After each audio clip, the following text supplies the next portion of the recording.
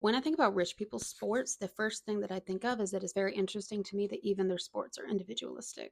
Like all of these sports, you pretty much do by yourself. Maybe in tennis, you have doubles. An exception being rowing, which is a team sport, which I actually did in college. I walked onto the team and I walked off a year later because I got hurt. Because guess what? I hadn't spent my life doing it. I'm Dr. Anna College-Schmidt. I'm an industrial organizational psychologist. I research the unwritten rules of work for people from working class backgrounds. I'm going to give you all a piece of advice that I've been using since college on how to choose when to do something that might help your career.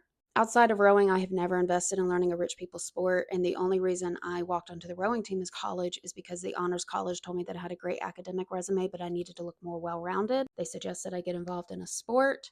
And the coach had been at the honors college before. And so they had an in. And I ended up loving it. I mean, it was rough. That is a tough sport and some early mornings. And clearly, I pushed myself too hard. I don't recall if I've ever brought this up in a networking situation, though maybe I should.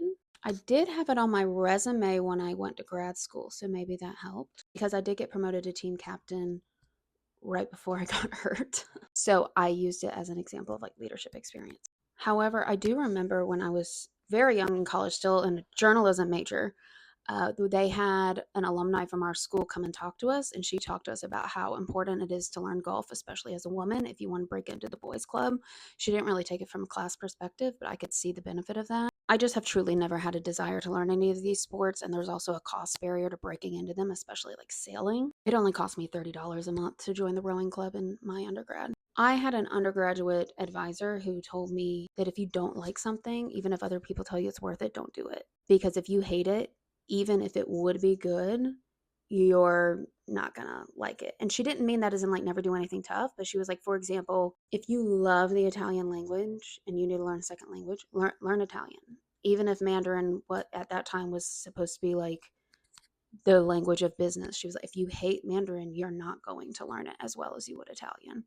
And if what you really love is speaking Italian, then whatever opportunities are meant for you will come. So obviously there's like discretion involved in that, but learning a sport is a huge investment in time and your body. And I just never was drawn to any of these. Now, a skill I do have is I grew up playing bluegrass fiddle. So if I were trying to rub elbows in that network, I'd be more likely to try to like learn classical music or something. But even then, I doubt a lot of wealthy people are in the orchestra pit as opposed to watching the orchestra. I don't know. Maybe I'm wrong there.